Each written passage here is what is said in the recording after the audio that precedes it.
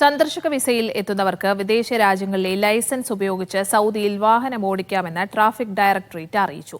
അന്താരാഷ്ട്ര ലൈസൻസ് ഉപയോഗിച്ച് 1 വർഷം വരെയാണ് വാഹനം ഓടിക്കാൻ അനുവാദമുള്ളത്. എന്നാൽ ഡ്രൈവിംഗ് ലൈസൻസിന്റെ കാലാവധി അവസാനിച്ചാൽ വാഹനം ഓടിക്കാൻ പാടില്ലെന്നും അധികൃതർ വ്യക്തമാക്കി. സൗദിയിലേക്ക് സന്ദർശക വിസയിലെത്തുന്ന വിദേശികൾക്ക് ഏറെ ആശ്വാസം നൽകുന്നതാണ് ട്രാഫിക് ഡയറക്ടറേറ്റിന്റെ അറിയിപ്പ്. വിസിറ്റ് വിസയിലെത്തുന്നവർക്ക് സ്വന്തം നാട്ടിലെയോ അല്ലെങ്കിൽ മറ്റു വിദേശ രാജ്യങ്ങളിലെയോ അന്താരാഷ്ട്ര ഡ്രൈവിംഗ് ലൈസൻസ് ഉപയോഗിച്ച് സൗദിയിൽ എവിടെയും വാഹനം ഓടിക്കാം.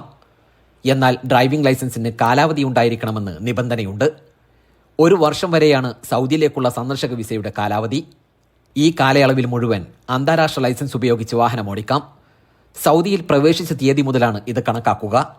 എന്നാൽ 1 വർഷത്തിനു മുമ്പ് ലൈസൻസിന്റെ കാലാവധി അവസാനിച്ചാൽ പിന്നീട് വാഹനം ഓടിക്കാൻ പാടില്ല.